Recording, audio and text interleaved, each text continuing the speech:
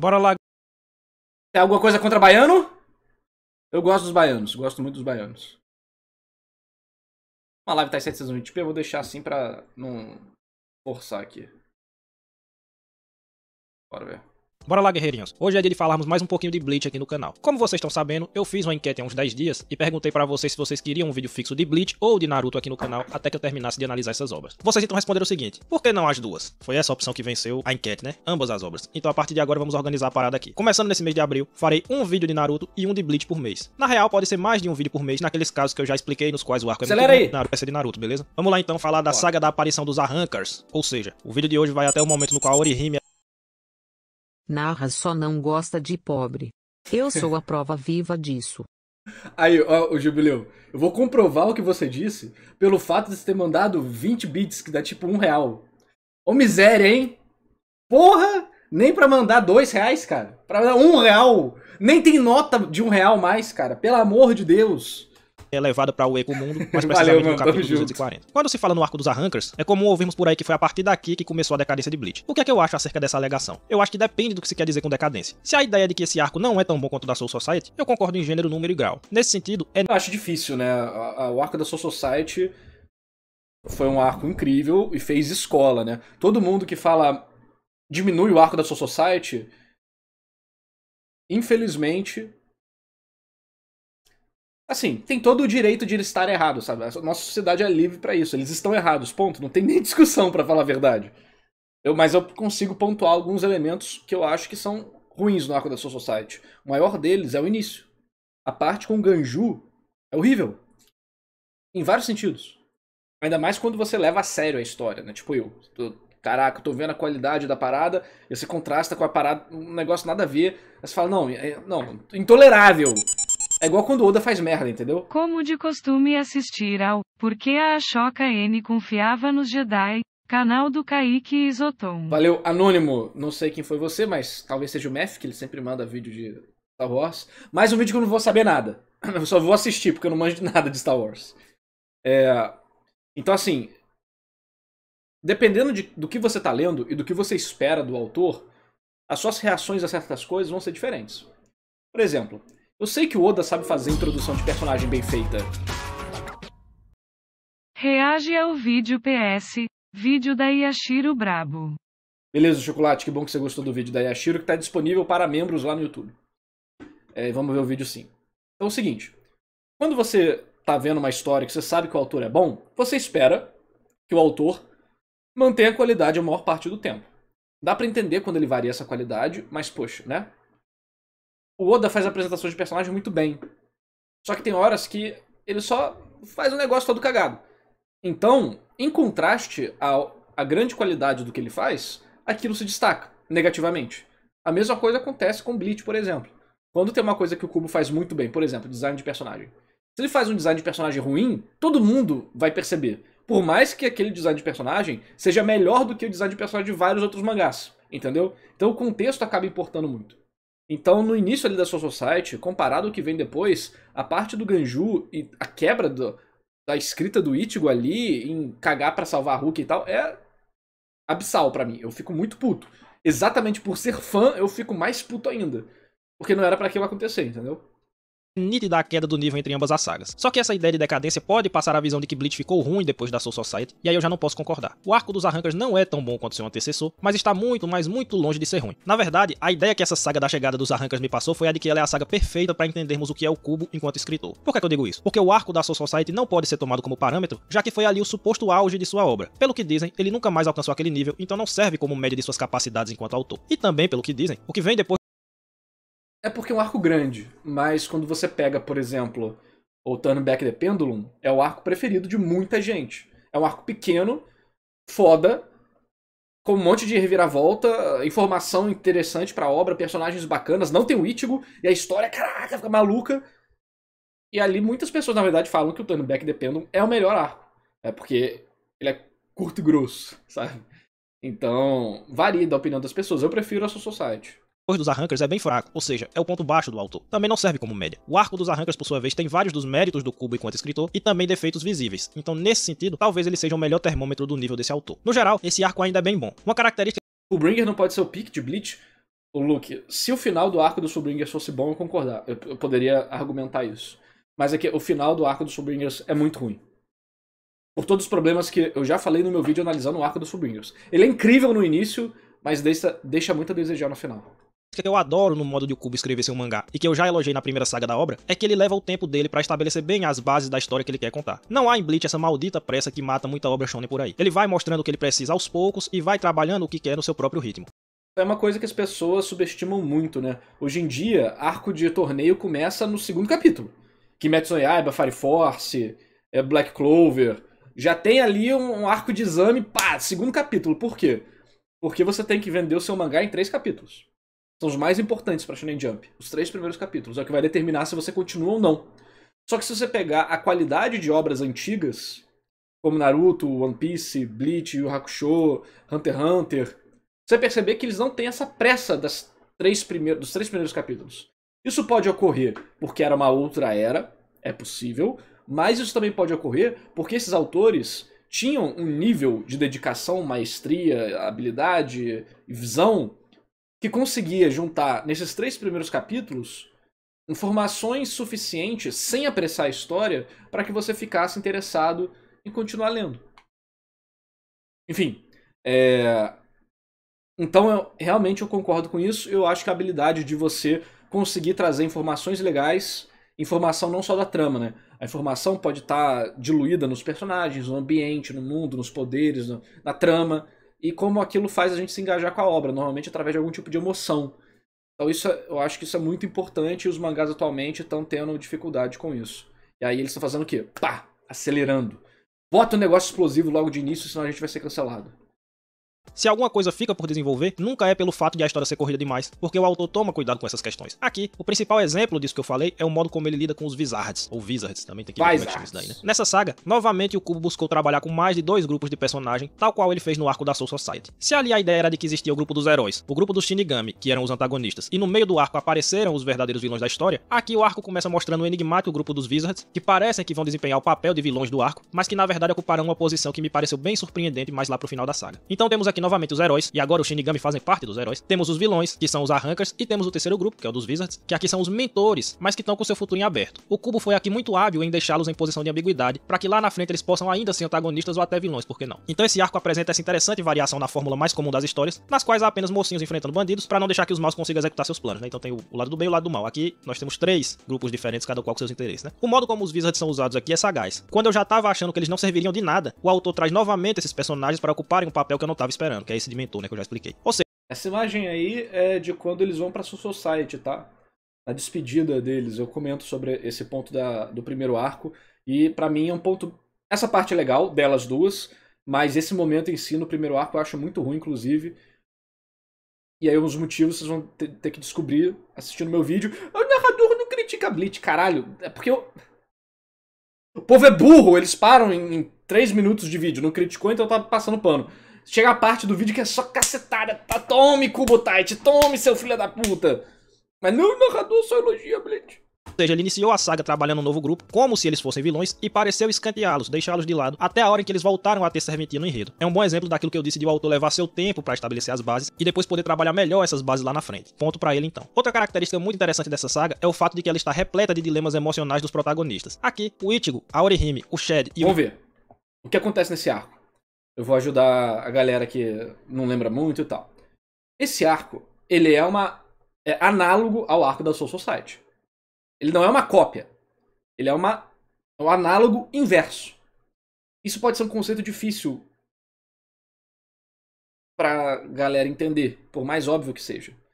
Mas enquanto no arco da Soul Society o Ichigo está crescendo, está subindo, literalmente, metaforicamente, em poder, ele sobe para o céu, o paraíso, que não é o paraíso, mas é o paraíso, e lá ele adquire habilidades que o elevam. Ele faz algo virtuoso, ele salva a Hulk, ele enfrenta um sistema opressor, ele atinge a Bankai, que é uma parte do autoconhecimento, da iluminação pessoal.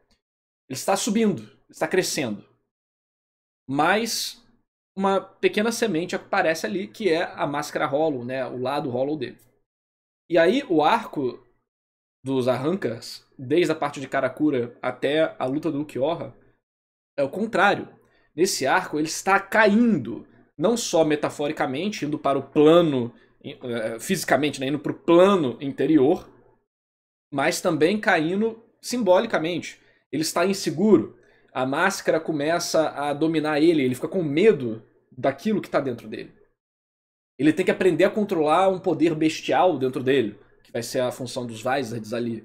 Conforme ele entra no Ecomundo, assim, antes de ir pro Ecomundo, ele tá inseguro, ele perde uma luta, ele é humilhado nessa luta. Aí a Rukia chega, fala umas paradas pra ele dá uma animada, só que mesmo assim, ele bota a máscara de que está tudo bem, mas ele realmente está com receio daquele poder, daquela esquisitice. Tanto é que ele tem medo de usar a máscara Hollow durante a luta com o Grinjal e tal. Então ele deixa de ficar catatônico, mas ele permanece inseguro. A Rukia não... Diferente de certos animes e mangás aí que a galera gosta muito, um trauma não é resolvido com a pessoa gritando na sua cara. Então, o que acontece? O Ichigo tem toda essa sequência de acontecimentos para então lidar com esse problema dele. E como essa sequência de acontecimentos rola? Ela dá uma liçãozinha de moral nele, ele fica um pouquinho melhor, mas ainda está instável. Os Vizards tentam controlar essa instabilidade deles, mas acaba só pegando a parte exterior do problema. Tanto é que quando a gente tem a batalha lá do Ichigo Hollow contra os Vizards, o que acontece? O exterior do Ichigo está se transformando, enquanto o interior que está combatendo ali, o Ichigo não consegue chegar ainda na resposta. Ele tem uma dica do fato da selvageria, do instinto, da vontade da batalha que está dentro dele. Ele não luta só para proteger, ele luta pela violência também, porque ele gosta e ele não quer aceitar isso. E aí do lado de fora da batalha o que está acontecendo? O Hollow vai tomando conta do corpo dele, demonstrando, né, ele perdendo esse controle também. Só que percebe, quando acaba a luta, o que acontece? O Hollow se destaca dele igual uma casca e cai. O que foi tratado ali não foi o interior, foi o exterior. Foi a superficialidade. Por isso que é uma casca que cai. E aí, quando ele entra dentro do Ecomundo, ele vai adentrando em Las Noches. A gente vai tendo algumas lutas com o Ichigo, que vai levando em conta um pouco esse detalhe. Tem o cara que fala espanhol lá, que eu esqueci o nome, o que fala El Niño, que ele luta contra o Ichigo derrota ele, não mata ele, o cara fica até porque, aí o Ichigo fala, porque eu não preciso te matar. Aí fala, você tem um bom coração, mas é melhor você ficar esperto, porque pode dar ruim. E aí, durante a luta com o Grinjal, o Ichigo começa, né, a ir perdendo um pouco de controle, e quando ele defende a Orihime, ela vê o rosto dele, tipo, bizarro, né, com a máscara, puto, caralho, uma selvagem, ela fica decepcionada com ele, aí ele tem o estalo, eu não deveria estar fazendo isso. Eu tô aqui pra salvar ela, eu não tô aqui por causa de picuinha com o Grinjal, por exemplo, né. E aí, a partir desse momento, a máscara dele se quebra, mostrando o rosto dele. Fica só uma partezinha, se eu não me engano, né? Mas o olho ainda preto, né? Do Hollow. E ele dá um golpe no Grinjal. Não mata o Grinjal. Quem derrota o Grinjal é o Noitora, tá? O Ichigo bate ali, mas o Grinjal tá meio afetado ali, mas ele levanta, quer continuar. Enfim, temos isso. E aí depois ele luta contra o Ukiyoha. E aí, durante a luta contra o Ukiyoha, que a gente tem o final da descida do Ichigo. Desde o arco da Soul Society, da primeira vez que apareceu a Máscara Hollow, desde antes do arco da Soul Society, desde o treino do Urahara, o tema do Hollow tomar o controle dele, começa a ser construído, e aí quando o Ukiyoha mata ele, o próprio Shiro já falou, eu não vou deixar você morrer. Sempre que você estiver em perigo, eu vou aparecer, porque se você morrer, eu morro junto. Porque eu sou o verdadeiro Zangetsu. E aí ele fica, não, cala a boca, você não é o verdadeiro Zangetsu. E aí ele literalmente recebe o buraco no peito, e o Hollow sai, e todo aquele sentimento suprimido no Ichigo, de selvageria e tudo mais, aflora, e ele tem esse surto, né? E aí ele só volta a reconciliar tudo isso.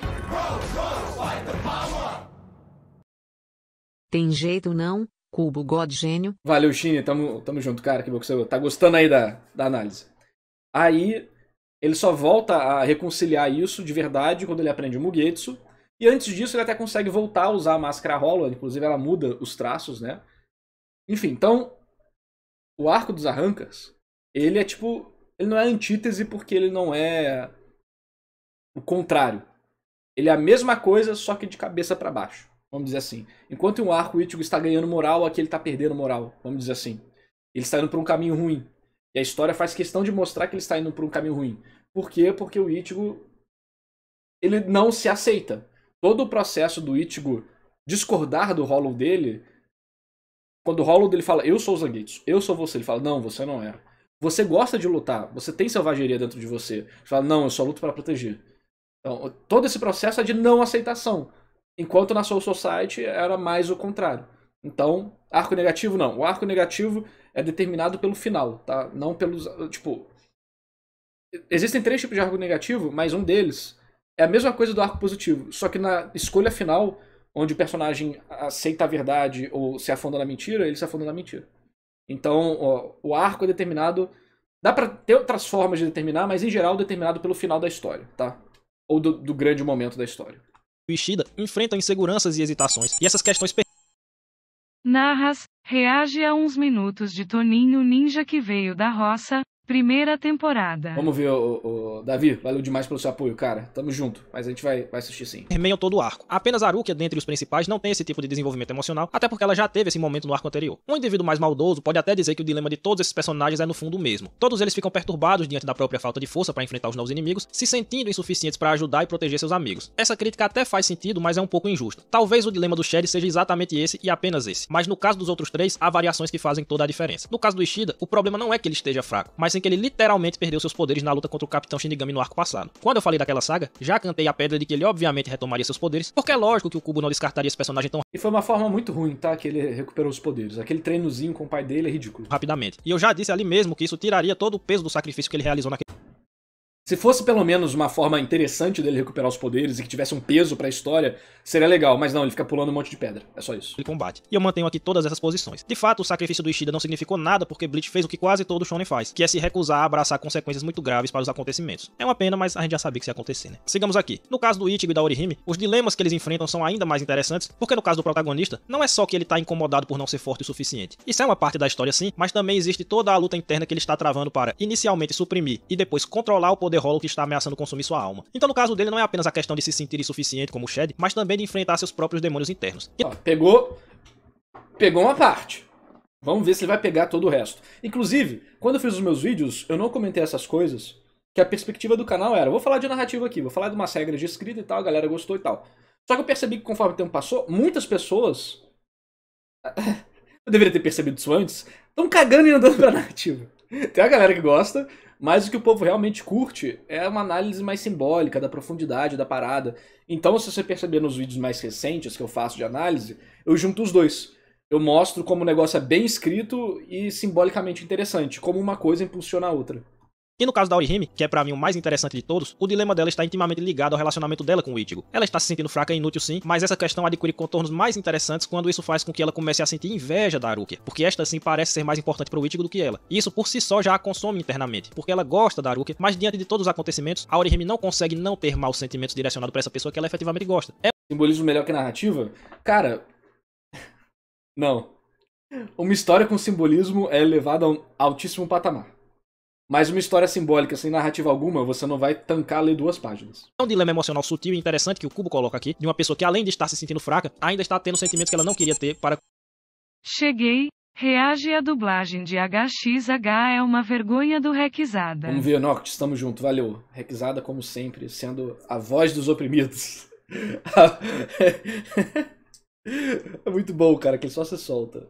com uma pessoa que ela estima. E aqui, como eu disse, essa questão dá tons especiais para o que a Orihime tá sentindo. Então não é só o fato de ela estar se sentindo fraca, tem mais coisa ali. Assim sendo, é falso dizer que o Shed, o Ishida, o Ichigo e a Orihime estão sofrendo do mesmo dilema. A base é a mesma, mas cada um ali tem especificidades que tornam tudo muito mais interessante. Quem quiser que eu veja o vídeo do Aizen, doe, por favor, aí, da regra Sect, vê o tamanho do vídeo, faz a doação aí que a gente assiste. Para além disso, é óbvio que esse arco também está repleto daquilo que Bleach tem de melhor, que é a estética. Eu nem vou mais falar da arte do mangá porque seria chover no molhado. Todo mundo sabe que o Kubo é um baita desenhista, que ele domina a arte da narrativa visual, que ele emprega ângulos diferenciados para causar determinadas impressões no leitor e blá blá blá. Aqui... Blá blá blá não!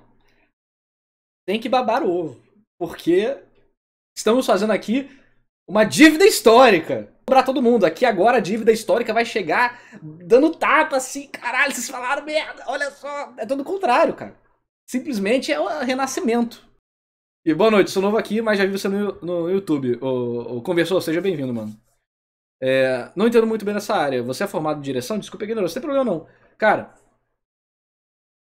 eu sou formado em ciência da computação, quase fui formado em engenharia da computação e quase tenho domínio adicional em design de mídia digital.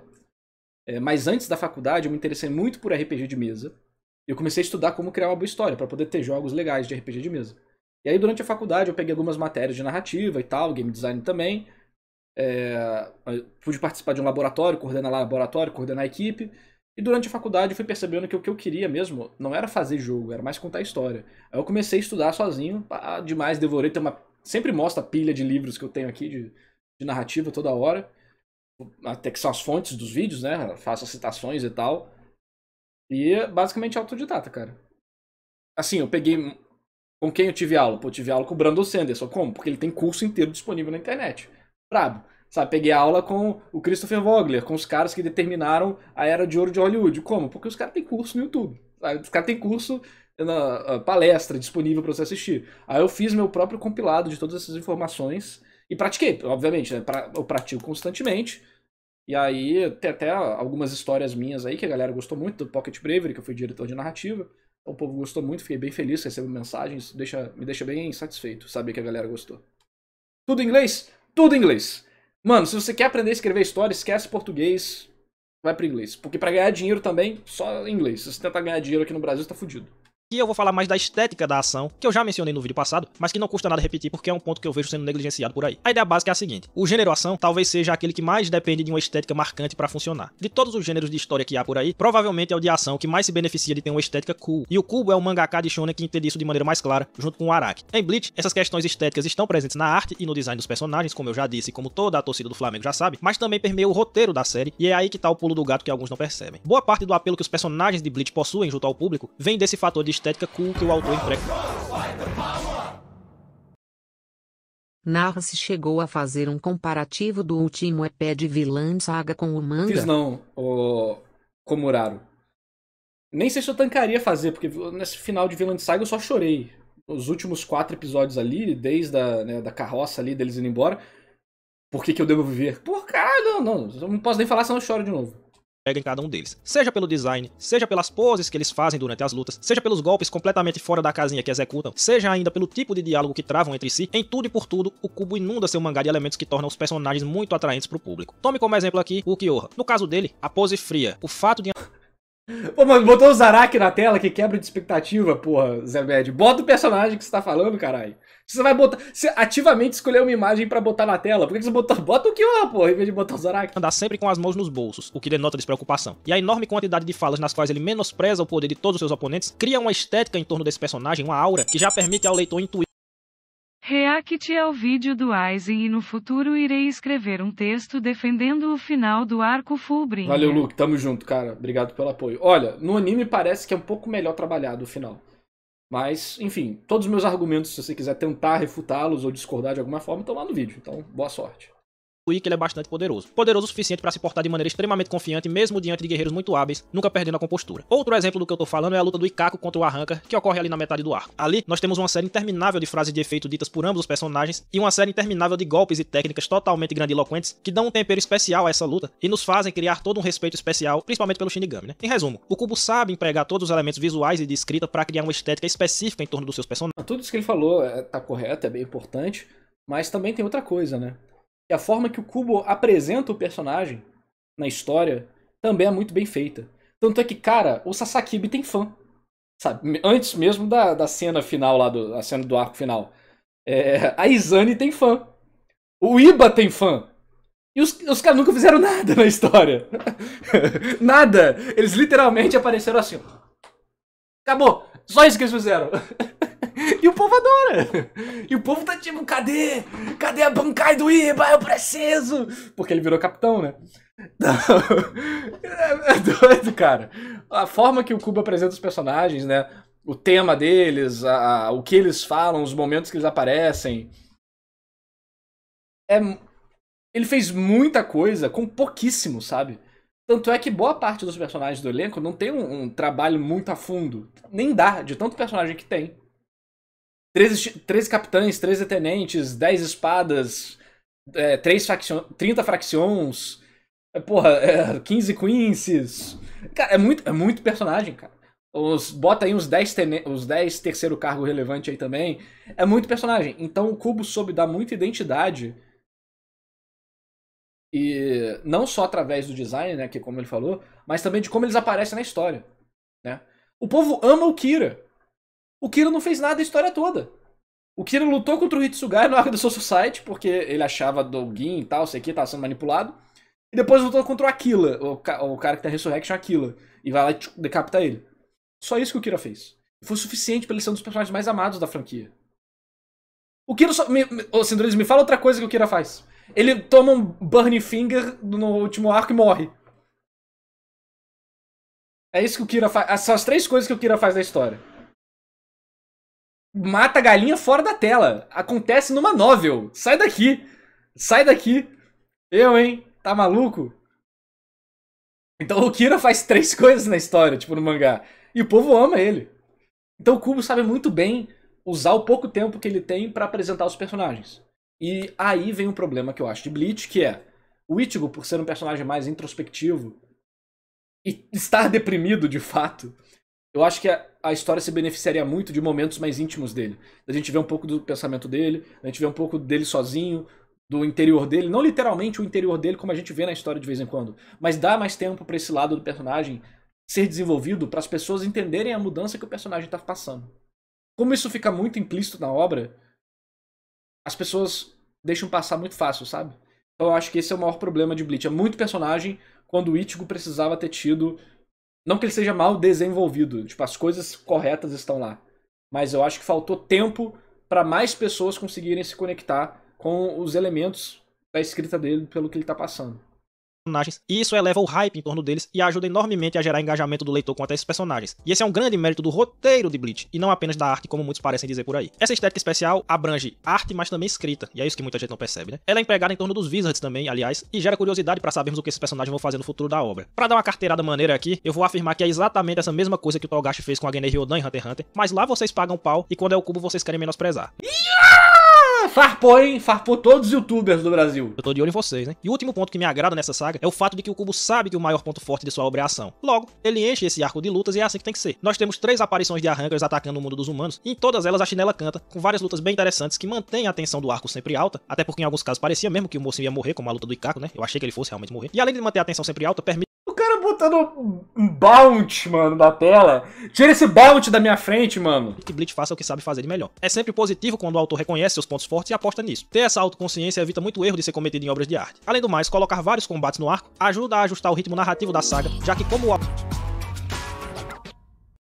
The First Sage of Buer Cutscene. Vamos ver o Marcelo? Valeu, mano. Tamo junto. O autor não se apressa pra fazer nada, como já dissemos antes, sempre há o risco de a história parecer arrastada demais. Então permear o arco com várias lutas de vida ou morte ajuda a afastar essa impressão de que o roteiro tá muito lento e não tá indo pra lugar nenhum. Tem quase 1 hora de live, eu não tô nem na metade do vídeo. Pelo amor de Deus. Então o Cubo soube compensar uma coisa com outra, né? Ele leva seu tempo pra construir suas bases, pra mostrar os dilemas dos personagens, etc, etc, mas ele também vai metendo um monte de luta no meio, então uma coisa compensa a outra e fica tudo muito interessante de ler. Esses são os pontos fortes do arco e também do autor. A calma pra estabelecer as bases do enredo, a noção da importância da estética pra ação, a grande quantidade de lutas dentro da história, mostrando consciência de qual é o ponto forte de seu mangá e por aí vai. Mas há aqui... De onde é essa porra aí que eu não... Não é do anime?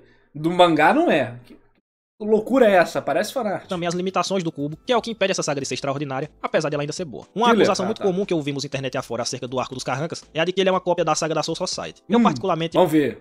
Eu já expliquei mais cedo, eu não vou me repetir, senão vai ficar muito grande, mas eu já expliquei qual que é o fato, né? De como é essa questão do arco e tudo mais. Vamos ver o que ele vai falar. Acho essa uma acusação injusta, porque há diferenças marcantes entre os dois arcos, como por exemplo o modo como o Cubo trabalha essa dinâmica de 3 grupos distintos dentro do enredo. Verdade, não é a mesma coisa no arco Soul Society, que adota o formato de conspiração, ou seja, tem heróis e antagonistas, e aí o terceiro grupo surge como uma conspiração, uma traição dentro de um desses grupos, pra gerar um terceiro grupo que tá contra os dois que já estavam estabelecidos. E Como tô sem grana reagir ao rap, Faces da Justiça, Almirantes e Perigo, Miles Morales, do Kaito. Vamos ver, Mef, tamo junto. Valeu aí pelo apoio, cara. Sem problemas. Gente, não se sintam obrigados a doar. Quem puder, quem quiser pra apoiar, que tudo que eu recebo aqui também é meio que investido pro canal, né? Pra pagar editor e tudo mais. Então, Quem puder ajudar, tá ótimo. Mas só de vocês estarem aqui e assistir os ads também, que a Twitch passa automaticamente, eu não sou eu que passo, tá?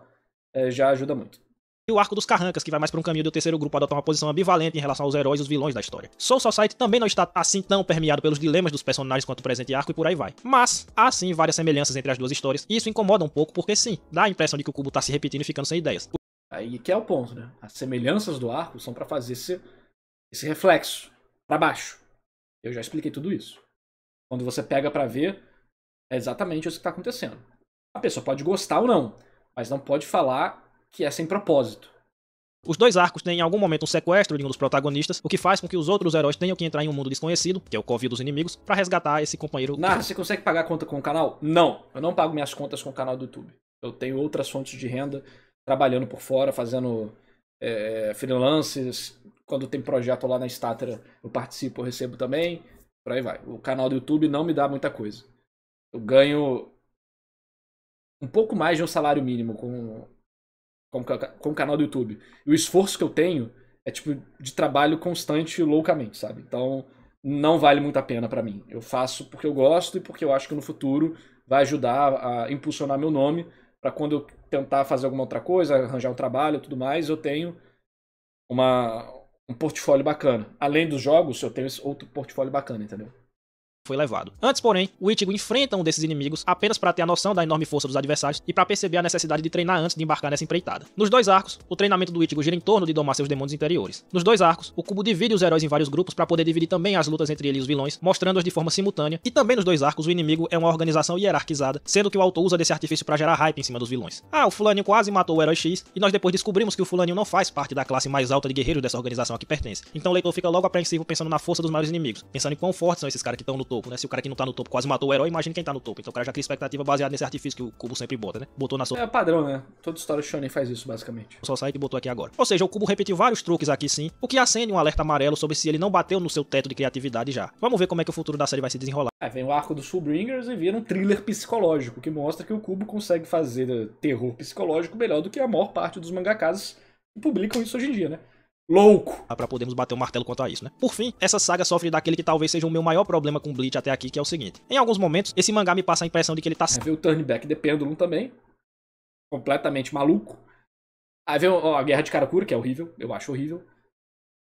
sempre correndo atrás do próprio rabo, sem nunca sair do lugar. O que é que eu quero dizer com isso? Bater o martelo quanto a isso, né? Por fim, essa saga sofre daquele que talvez seja o meu maior problema com Bleach até aqui, que é o seguinte. Em alguns momentos, esse mangá me passa a impressão de que ele tá sempre correndo atrás do próprio rabo, sem nunca sair do lugar. O que é que eu quero dizer com isso? Eu quero dizer que o enredo de Bleach tá cheio de coisas que me parecem muito importantes, mas que nunca são usadas apropriadamente para gerar frutos efetivos para a história que tá sendo contada. Por exemplo, observemos o universo criado pelo Cubo. O universo de Bleach é bastante rico. Há várias classes de personagem, por assim dizer, como os humanos, os Shinigami, os Hollows, os Arrancas, os Wizards e sei lá mais o que diabo. Em algumas dessas classes, nós temos subdivisões, então nós temos tipos de Hollow, tipos de Carranca, e temos ranks internos tanto no exército de Arranca quanto nos Shinigamis da Soul Society, que por sua vez tem sua própria organização política, que agora nós descobrimos até que tem até um rei, né, da Soul Society e tudo. Além disso, nós temos várias e várias regras muito específicas acerca do funcionamento da energia espiritual. Então, por exemplo, os personagens têm que seguir um procedimento muito cauteloso para entrar na Soul Society, ou então nós temos várias e várias explicações de como um artefato funciona, ou como a energia espiritual se porta em tal e qual. Quer dizer, o processo cauteloso para entrar na Soul Society, você precisa da borboleta do inferno, você abre o portãozinho e entra, acabou. Mas se você tá tentando entrar ilegalmente na sua society, aí é difícil mesmo. A situação e etc. E fora disso, nós temos vários tipos de técnica, como por exemplo a Bankai, sendo que cada Bankai tem seu funcionamento específico, né, suas regras específicas, ou então a diferença do modo de luta dos Queens e do Shinigami e por aí vai. Ou seja, o Bleach tá cheio dessas coisinhas que aparentemente enriquecem o universo, né? Tem várias organizações, várias regras, vários modos de funcionamento da energia, enfim. Agora vem a pergunta: qual o propósito de todas essas coisas pro enredo de Bleach? Respondo: nenhum. Em 90% do tempo, essas regras não servem pra absolutamente nada narrativamente falando. Vamos lá. Você falar que os detalhes da Heiatsu não servem pra nada, eu aceito. Porque basicamente a Heiatsu serve pra duas coisas: dividir Shinigami e Queens. Um absorve e o outro tira dentro de si. E ela tá presente em tudo. É tipo mana. É tipo mana. Então, ok, até tem a classificação de Rei, né, que é usado no arco do... Meio que o cara não tinha como saber, né, mas 15 anos depois, o Zé Médio foi refutado pelo Cubo no Arco do Inferno, onde a classificação de Rei é distância. A classificação micro Heiatsu, de determinação de nível de pressão espiritual, é usada para criar o quê? O ritual de levar Capitão pro inferno, e isso gera consequências enormes para a história. Um negócio que era inútil, ninguém ligava, que foi comentado na Soul Society. Um cara comenta assim, tipo... Mas, curiosamente, quando certos outros autores, depois de 15 anos, pegam uma parada inútil e bota pra justificar o negócio que aconteceu e ninguém sabia, aí o cara é gênio, né? Caraca, muito curioso esse tipo de coisa. São só coisas que o autor joga ali e o leitor tem que aceitar. Ah, você não pode entrar de qualquer jeito na Soul Society. Existe todo um procedimento específico pra isso. Ok, então. Ah, tem 3 tipos de arranca. Tem o tipo X, o Y... E depois tudo isso vai ser elaborado em relação à origem do mundo, né? Então a gente vai ver por que a Soul Society existe. A gente vai ver por que os Hollows existem daquele jeito. Tudo isso vai ser usado. Mas a história de Bleach não é sobre o mundo, é sobre o Ichigo. Então essas coisas estão lá porque o Kubo criou o mundo. Mas você não precisa que tudo no seu universo instantaneamente tenha que ter consequências pra trama. Óbvio, se ficar difícil de entender é uma merda. Não é bom. Mas a gente não tá falando disso aqui. A gente tá falando, pô, os caras têm poderzinho que faz bancar Shikai. Legal. Isso não precisa ser nada além do sistema de poder que gera situações interessantes. Tudo isso que ele falou que é inútil pra narrativa, mas se aquilo gera situações interessantes para os personagens superarem dificuldades e problemas, como que isso pode ser inútil pra narrativa? Se o fato de ser difícil entrar pra Soul Society gera todo um arco de treinamento, um processo de chegada, uma criação de conexão com vários outros personagens, de política, de aliança, estabelece um processo narrativo bacana de invasão, como que você pode dizer que isso é inútil pra história? Entendeu? Então, assim, tem micro coisas que eu até concordo. Tipo, essa classificação de Reiatsu, que ele usa um momento, depois de 15 anos usa a parada, eu acho que era descartável, assim, precisava estar na história. Mas tá lá. Só que nada disso atrapalha a sua compreensão. Tudo isso que ele comentou, nada disso atrapalha a sua compreensão da obra. Só incrementa a sua vontade de querer saber sobre ela. E durante a história, isso vai sendo elaborado constantemente. Cada coisinha vai tendo uma parada extra.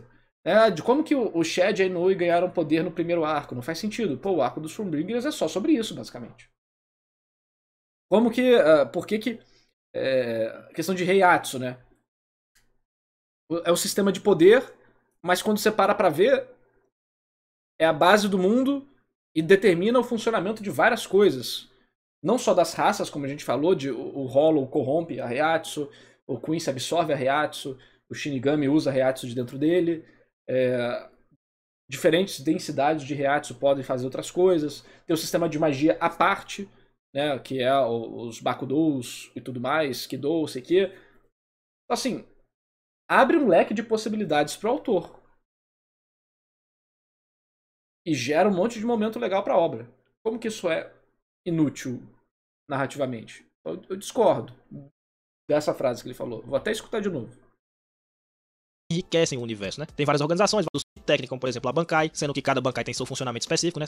Específicas acerca do funcionamento da energia espiritual. Então, por exemplo, os personagens têm que seguir um procedimento muito cauteloso para entrar na Soul Society, ou então nós temos várias... Eu já comentei, pô, isso gera coisas legais. Isso mostra que é uma... E assim, isso mostra que é uma sociedade estruturada que tem pensamentos, costumes, regras, leis, e que gera situações interessantes para os personagens terem que lidar com um outro mundo, que gera até o processo do Ichigo, ele é o jovem lutando contra o centenário, né? Ele é um rebelde, basicamente, ali. Como que isso não tem valor? Então quer dizer que todos os mares de One Piece não têm valor também, porque o Luffy nunca foi em 3 dos 4 principais mares ali? Pode jogar fora todos eles? Pode jogar todo o build-up da Grand Line, o world build da Grand Line, pode jogar fora. Porque o Luffy não foi nem em 1% das ilhas da Grand Line. Quer dizer que todas as sociedades que o Oda criou lá, em cada ilha, você pode jogar fora porque eles não têm propósito nenhum. Além dos personagens entrarem lá, fazer uma coisa e sair. O exame Chunin é inútil porque não tem impacto nenhum na trama de verdade. Tipo, ninguém vira Chunin. Não é relevante as pessoas virarem Chunin na obra, sabe? Não, gera um monte de situações interessantes e trabalham a sensação de que aquilo não tá vivo. O nome disso é world building. Tipo, o que ele tá falando aí, o nome disso é world building. E se você não fizer isso, as pessoas não vão gostar da sua obra. Vai parecer vazio. várias explicações de como um artefato funciona, ou como a energia espiritual se porta em tal ou qual situação e etc. E fora disso, nós temos vários tipos de técnica, como por exemplo a Bankai, sendo que cada Bankai tem seu funcionamento específico. E aí entra aqui que a Bankai, né, é uma das melhores partes de Bleach, porque a Bankai está intimamente ligado à trama. Porque é pela Bankai que ocorre o processo. A Bankai é o resultado do processo de autoconhecimento. E através do mundo interior do Ichigo, que é acessado por ele ser um Shinigami e ter a capacidade de usar a Zanpakutou, outros personagens, tipo, Quincy não consegue ver o Yuraba dentro dele. Isso é uma característica do Ichigo por ele estar no mundo interior da Zanpakutou dele. Que vai ter todo o processo de autoconhecimento dele.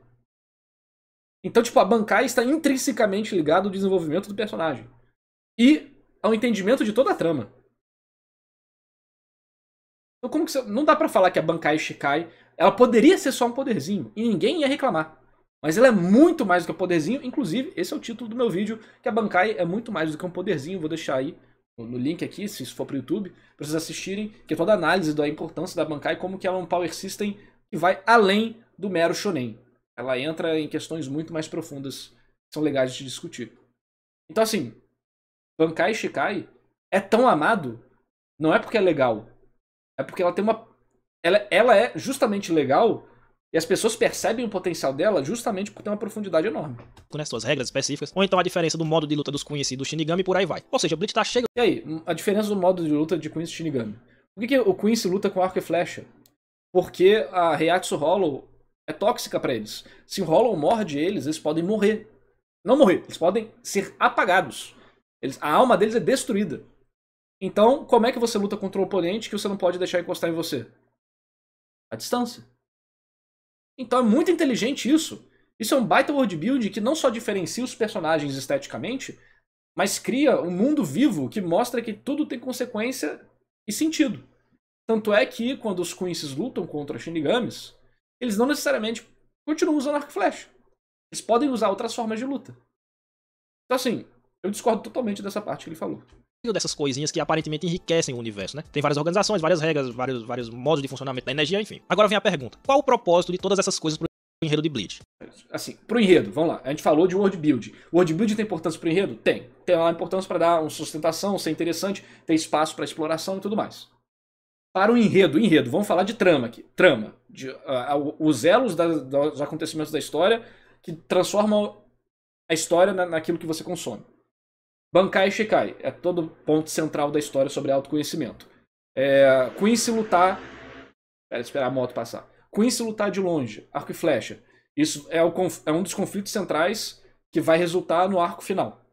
Sobre a diferença de perspectiva de mundo e o tema da morte, como o Yuraba usa isso para abusar dos Quincy's, né, manipular eles e tudo mais. E a rivalidade dos dois grupos desde o início, porque um quer balancear o mundo, o outro quer evitar ser destruído. E aí você tem um conflito de interesse, então gera o arco final inteiro. As organizações. As organizações são as organizações, né? São sociedades estruturadas que funcionam de uma forma e dão sentido para aqueles personagens agirem daquela forma. Porque era para ser todo mundo um bando de aleatório, sabe? Um monte de personagem solto. Então, tudo da história, na verdade, além de trabalhar o background, foi utilizado em algum momento para algo relevante. Respondo: nenhum. Eu discordo, completamente. 90% do tempo, essas regras não servem pra absolutamente nada narrativamente falando. São só coisas que o autor joga ali e o leitor tem que aceitar. Pô, mas... Narrativa, a definição de narrativa são as regras de escrita utilizadas pelo autor para gerar engajamento com o leitor. Você pode abordar isso de várias formas. Uma parada legal é uma técnica de narrativa para gerar engajamento. Você achar bacana e querer continuar lendo. Mas vamos utilizar aqui uma definição mais exclusiva, assim, mais restrita, de que são as técnicas usadas para fazer o engajamento com a história, com os acontecimentos dessa história. Mesmo assim, a Soul Society, os Quincy, os Fullbringer, os Hollows, os Arrancas, o Aizen, Até a Hogyoko, que é tipo uma parada abstrata, que eu acho que a parte... Eu podia ter criticado a Hogyoko aqui. Eu critico a Hogyoko. Eu acho que é uma parte ruim de Bleach, a Hogyoko. Muito mal trabalhada, por sinal. A Bankai, a Shikai, tudo isso é utilizado na trama para elementos da trama. Tudo isso é relevante. Você não conseguir entrar na Soul Society facilmente gera toda uma parte interessante da história. Se entrar na Soul Society fosse fazer isso aqui, ó. Entrei na Soul Society. Ninguém ia ler. Porque uma história é sobre mudança e mudança tem dor. E você usa essas dificuldades para criar dor, né? Então assim, eu não entendi onde o Zé quis chegar aqui. Porque ele tá criticando tudo que faz uma história boa. Elementos interessantes, que expandem o mundo, que geram dificuldades bacanas pros personagens. Tudo tá ligado na história. Sabe? Se ele tivesse falado, a medição de Reiatsu que eles falam na Soul Society é inútil. Sim, é inútil até o arco do inferno, mas é inútil, eu concordo. A Hogyoko é muito abstrata e não é muito bem utilizada na história. Sim, eu concordo, eu acho que a Hogyoko é uma parte fraca de Bleach. Você pode falar que... O que mais? O tribunal e a família nobre é muito mais um recurso de roteiro para gerar situações legais do que realmente uma parada que é utilizada na obra de forma interessante. Sim, eu concordo também. Então dá pra você encontrar exatamente essas críticas. Só que aqui, eu acho que ele só foi pelo lado completamente oposto. Então, sei lá, só discordo completamente, mas já perdemos muito tempo nisso aqui. Você não pode entrar de qualquer jeito na Soul Society. Existe todo um procedimento específico pra isso. Ok, então. Tem 3 tipos de arranca. Tem o tipo X, o Y e o Z. Beleza. A Soul Society se organiza de tal e tal maneira politicamente. Tá certo. É quase sempre assim em Bleach. Existe uma quantidade absurda de informações que é despejada na cara do leitor que não serve pra absolutamente nada. É despejada. Ela é muito bem distribuída, tá? Inclusive, muito bem distribuída. Nada na história. É uma curiosidade completamente vazia. Uma quantidade absurda de informações que é despejada na cara do leitor que não serve pra absolutamente nada na Aí, novamente, discordamos completamente. história. É uma curiosidade completamente vazia que torna o universo rico em quantidade, mas pobre em qualidade. Nossa, eu já falei tudo, né? Eu não vou ficar me repetindo aqui. Eu acho que o Zé errou ferozmente aqui. Eu acho que foi a pior coisa que eu já escutei de algum vídeo do Zé. Que eu acho os vídeos dele, em geral, bem bacanas, tá? A gente discorda de algumas coisas, mas normal até aí. Mas essa parte aqui, eu acho que merece uma repostagem do outro, igual eu fiz. No meu vídeo, quando eu errei, eu repostei, falando, eu mudei o título, contém erros. Eu repostei o vídeo, fiz de novo pra fazer direito. Esse take que ele deu aqui, eu acho que merece um desses. Foi muito ruim, muito ruim. Porque não adianta nada você ter todas essas noções no seu universo se elas na prática não servem de nada e não geram nenhum fruto pra história que tá sendo contada. É só quinquilharia sem utilidade. Se o leitor simplesmente ler e esquecer de todas essas informações, o arco continuará tendo o mesmo impacto, porque nada do que está sendo dito realmente é importante. Você não precisa saber das regras da Bankai do personagem X, só precisa saber que ele agora tá mais forte do que estava antes. Você não precisa saber do rank dos Carrancas, só precisa saber que os 10 mais fortes são aqueles que têm números inscritos em seus corpos, e por aí vai. Mas...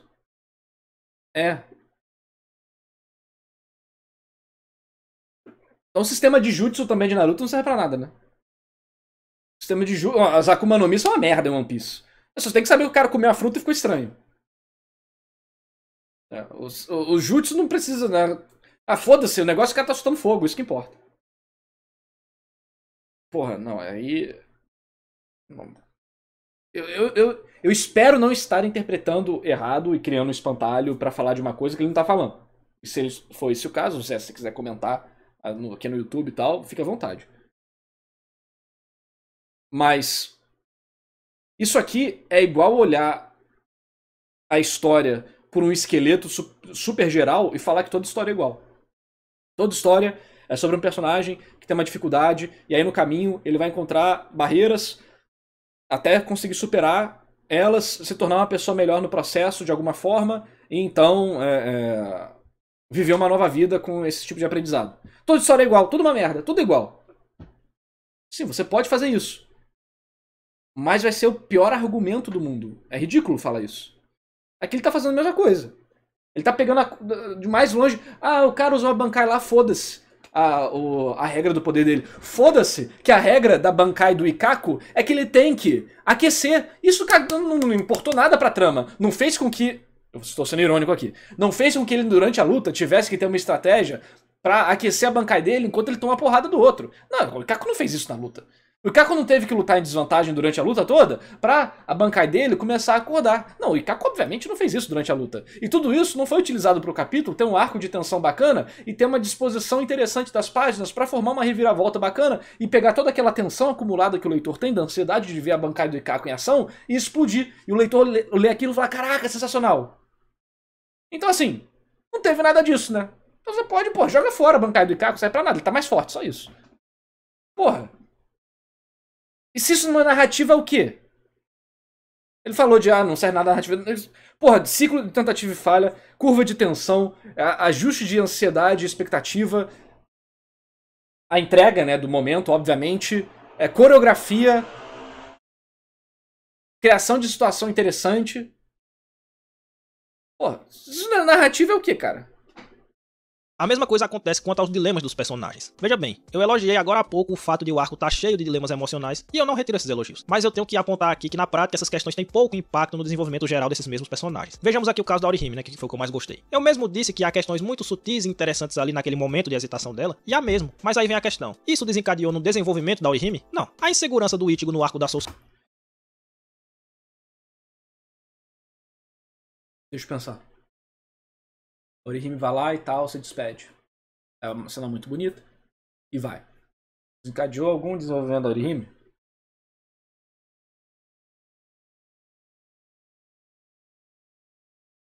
As cenas dela com o Kyoha são muito boas. Ela permanece firme.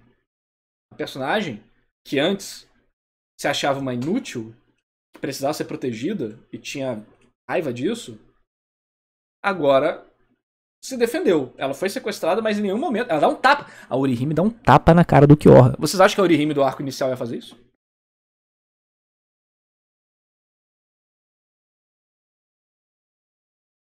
Eu acho que não. Então, eu posso falar que a forma com que o roteiro utiliza a Orihime nesse arco deixou a desejar. Porque tem todo um subplot do Aizen usar ela pra recuperar a Hogyuko. Tudo bem, era um plano do Aizen pra distrair a atenção das pessoas, foda-se. Mas podia fazer com que esse plano falso fosse mais interessante. Tivesse um momento pra gente ver, entender um pouco mais da Hogyuko e tal, ia ser foda. Mas não teve. Então nisso eu critico. Mas a Orihime do início da história, desse ponto da história, dentro do arco dos Arrancas, e no final da história, no arco dos Queens, é completamente diferente. Society implicou em seu desenvolvimento? Não. Tem a Orihime falando, que vai destruir a Hogyuko, é abandonado. Concordo, é abandonado. Fico frustrado com isso. Implicou apenas no aumento de sua força. A Haruka mudou alguma coisa depois de superar sua depressão lá no arco da Soul Society? Não. E por aí vai.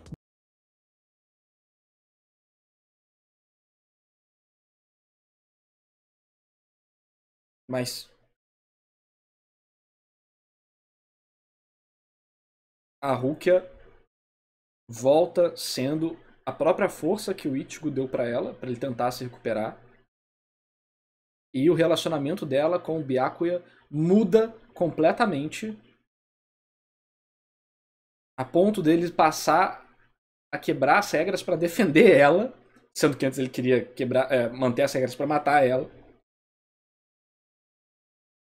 E aí a gente desenvolve a parte do Kain e a culpa dela de ter deixado o Kain morrer na cabeça dela.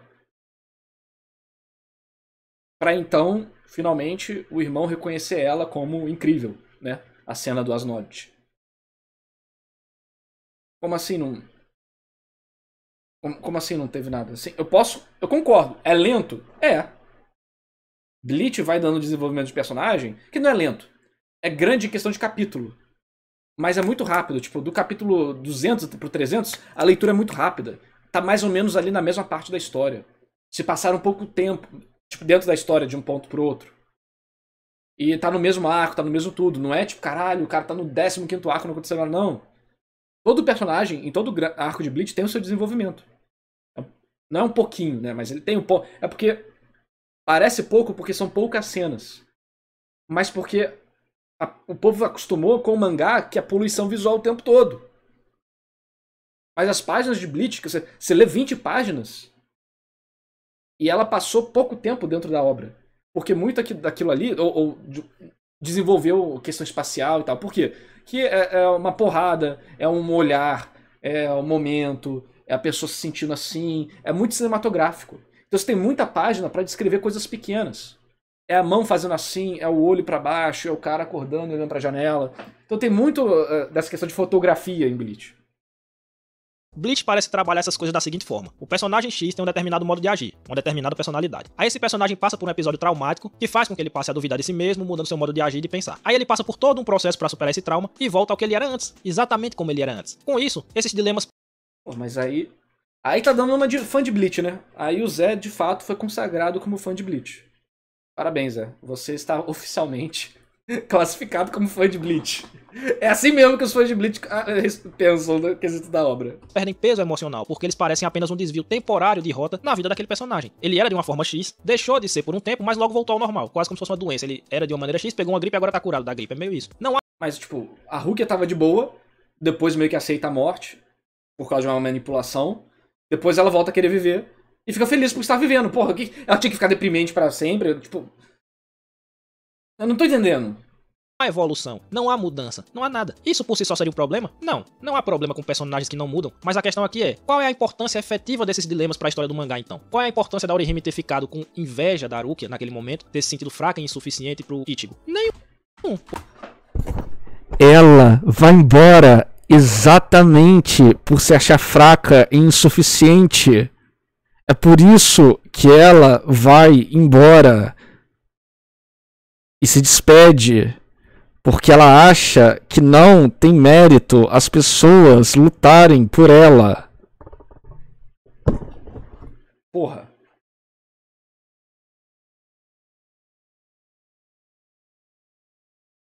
Porra, Zé. Caraca, eu gosto dos seus vídeos de Bleach, mas esse aqui tá complicado. Porque ela vai voltar ao normal, ela vai voltar a ter a exata mesma relação com esses dois que ela tinha antes. Ela não evoluiu nada. Esse drama não serviu pra que ela mudasse em nada. Orihime tinha ciúmes e inveja da relação do Ichigo com a Rukia. Passa-se o arco, ela não tem mais inveja. Isso não é uma mudança?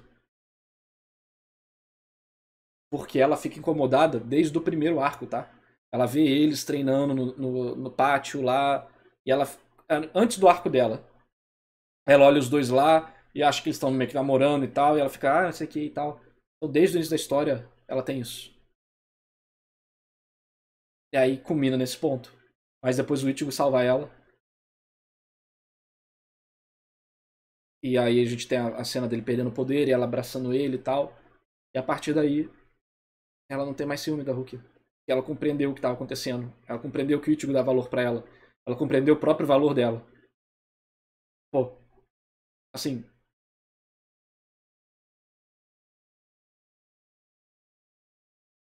Não tô compreendendo. Ela só, de alguma forma, se livrou daqueles pensamentos incômodos que estavam povoando o coração dela. E pronto, agora ela voltou ao normal. Ela se curou dessa doença. Entende a analogia que eu fiz com a doença? Então por que é que esses dilemas estão ali? A que propósito eles servem? É difícil de entender. Vocês estão compreendendo agora o que eu quis dizer quando eu falo que Bleach parece sempre correr em torno de si mesmo? Não. Vários dos elementos que são colocados ali parecem que vão fazer a coisa progredir, mas não levam a lugar nenhum. E se eles não existissem, não... Mas ele tem tanto espaço pra bater nisso aí.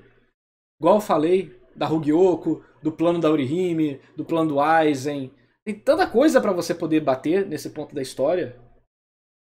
De como os arrancas poderiam ser melhor trabalhados, igual os capitães foram. Eles foram bem trabalhados, eu acho, muitos deles, mas podia ter sido melhor. A luta do Dordogne é bem fraca, a luta com o Saziel é meio enrolada. Tem um filler ali no meio do arco em geral que poderia ser muito melhor trabalhado.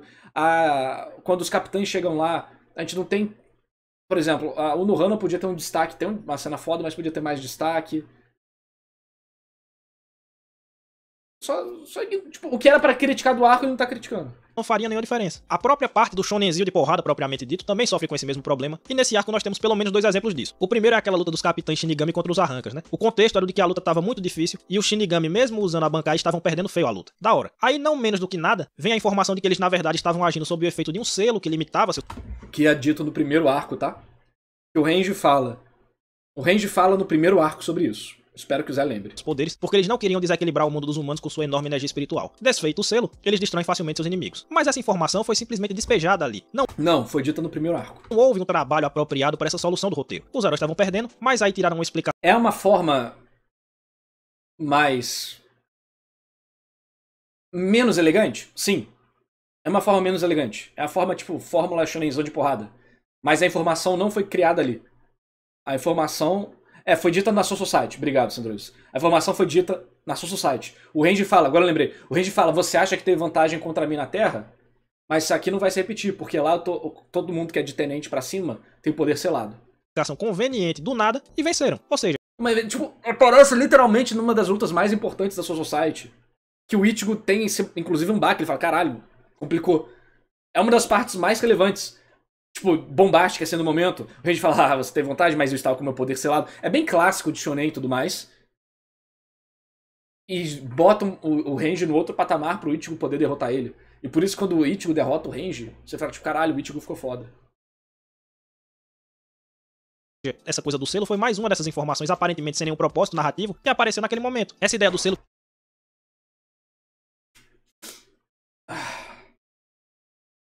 Supondo aqui que o world build não tem nenhum propósito na história, né? Foda-se o world build.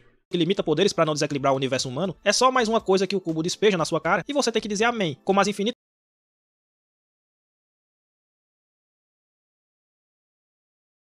explicações inúteis sobre o funcionamento da energia espiritual e essas coisas. Só que aqui essa informação Eles explicam a energia espiritual, tipo, 2 vezes e acabou, cara, porque é muito simples. Não tem uma explicação infinita e inútil, sabe? serviu como conveniência de roteiro, então ela é ainda pior do que ser inútil. Ela aqui foi prejudicial mesmo. É isso que É você que esqueceu. preguiçosa. Não culpe a obra por algo que foi apresentado de forma relevante e o leitor esqueceu.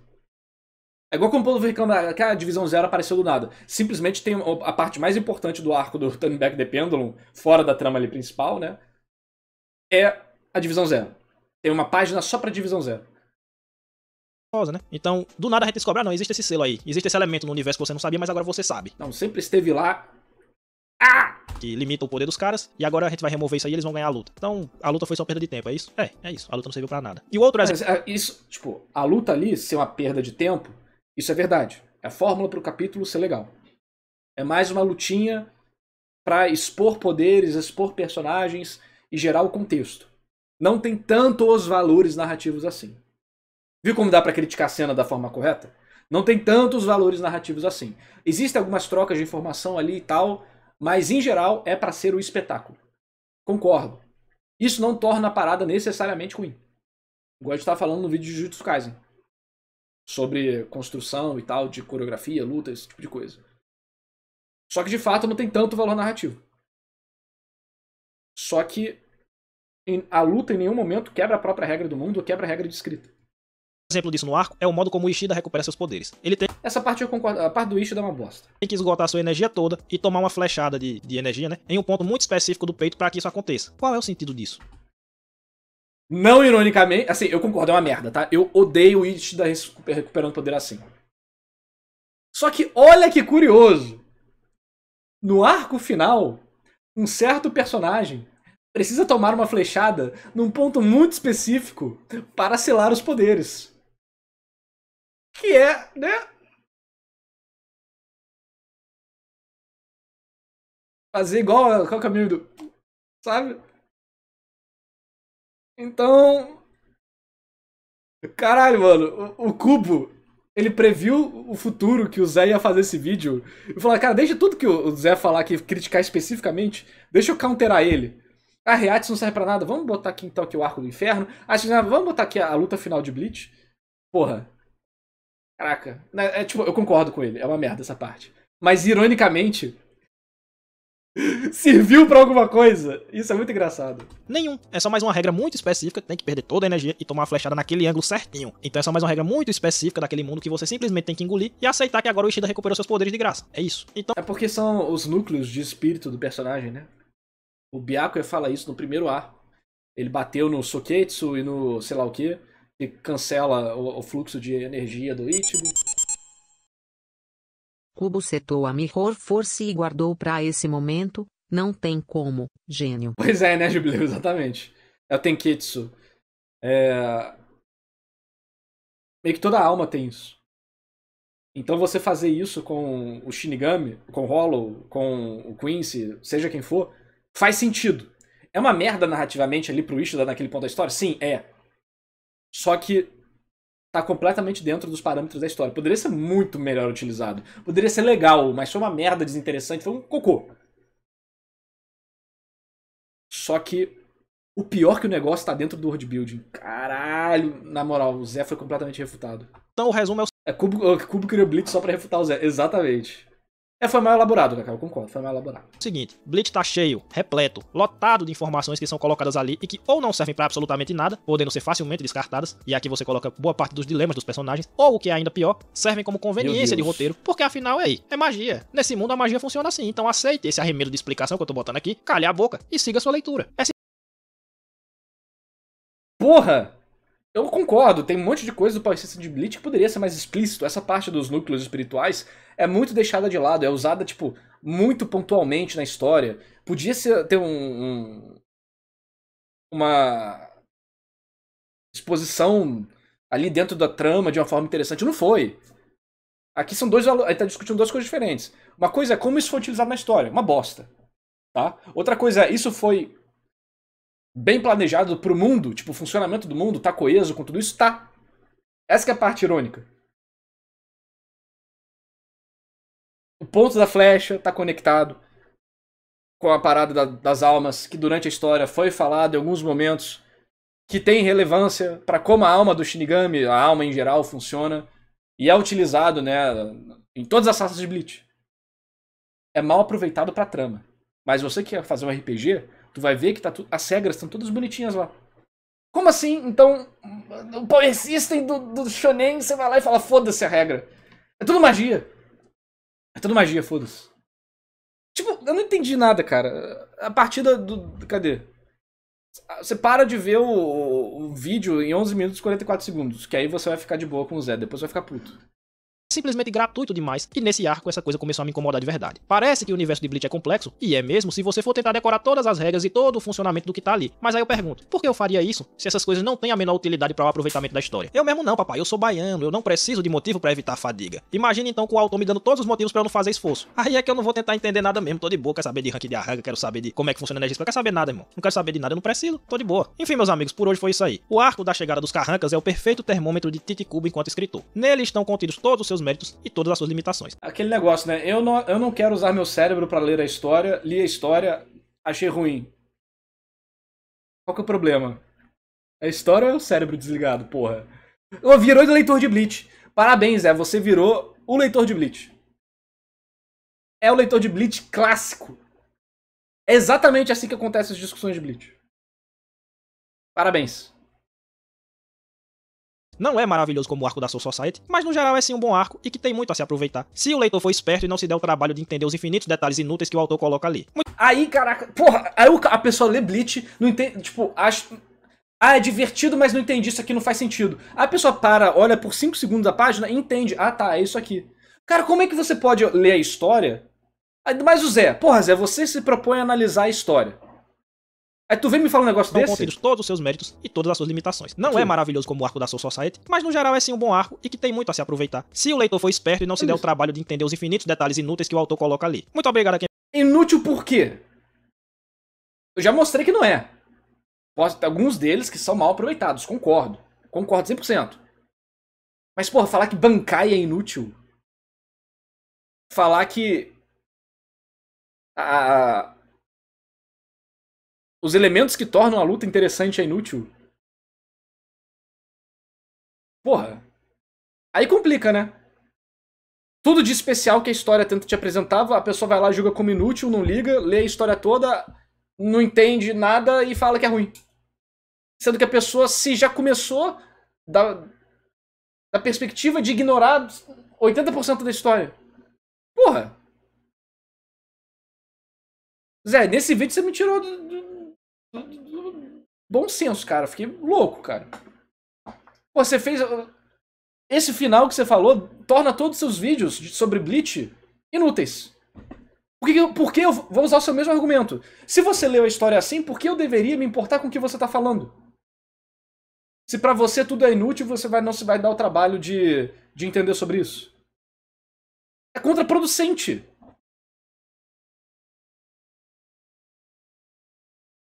Então não tem por que mais continuar assistindo os vídeos do Zé, ué. O cara não se deu o trabalho de ler a obra e entender o que o autor quer dizer. Ele só julgou como inútil e partiu desse pressuposto. Não vai ajudar. Quando o assunto é Bleach, o Barras fica sensível. Eu fico sensível quando o povo fala merda. Quer ver um negócio de One Piece que eu fico puto? Quando reclamam da morte do Ace.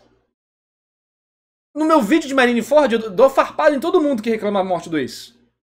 Fala que burro foi o leitor de One Piece que não entendeu uma das melhores coisas que o Oda fez.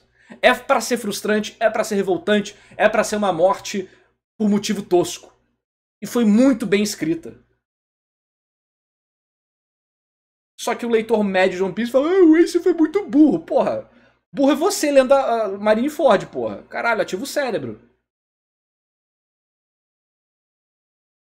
Sim, eu não emociono com a morte do Ace. Porque eu tenho outros problemas com isso. Eu falo no meu vídeo sobre como eu acho que deveria ter sido feito de outra forma e tal, pra ter mais uns elementos. Eu me senti mais pelo Luffy do que pelo Ace, né? Então, porra, pelo amor de Deus. Não é questão de Bleach. Tudo bem, eu gosto muito de Bleach. Mas o que vocês não percebem é que enquanto... Por Dragon Ball também. A quantidade de pessoas que fala merda de Dragon Ball, eu fico em choque, cara. E eu vou xingar tudo, cara. Vocês que são burros e são capazes de ler um mangá simples como Dragon Ball e perceber como ele é incrível. Por quê? Porque você nem se dá o trabalho de ler o mangá de Dragon Ball. Você tem suas memórias de um anime que você nem quer verificar se é verdade ou não. Não é porque é Bleach. O negócio que acontece com algumas obras. Aconteceu com Dragon Ball, aconteceu com Bleach, tá acontecendo com Naruto hoje em dia. Que as pessoas simplesmente começam a falar besteira. Por irem na onda de influenciadores que gostam de ganhar mídia falando besteira. Isso já aconteceu com One Piece no passado também. 2010 pra trás, One Piece era motivo de chacota. Você falava que gostava de One Piece, o nego apontava a mão na tua cara e ria, cuspia em você. Só que eu fico puto com essas coisas. Com a pessoa falando merda. Uma coisa é falar, na minha opinião, eu não achei muito interessante, não gostei muito e tal, sei que. Mas quando você vai se propor a fazer um vídeo analisando, não só nesse caso aqui, mas todos os vídeos da internet, e a análise descambeia pra outra coisa, tchau.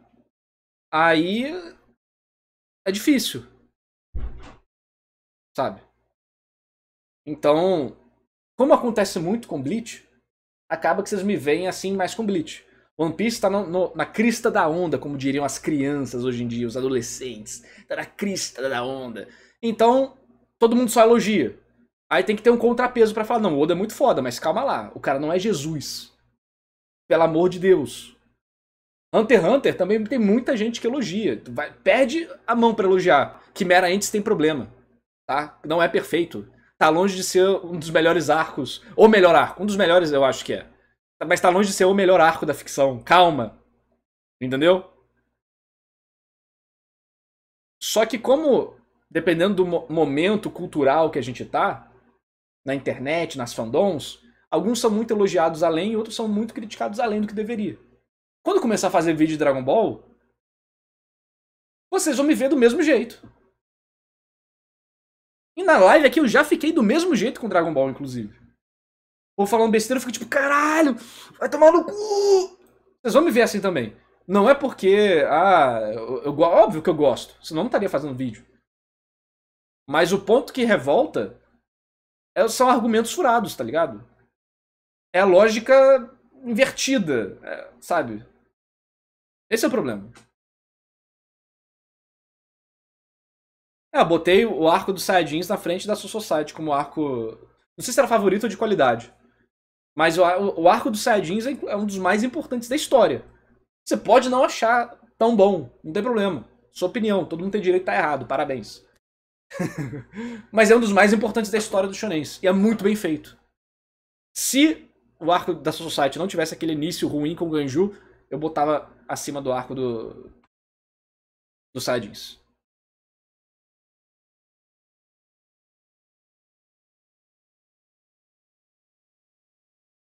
Enfim, vamos continuar.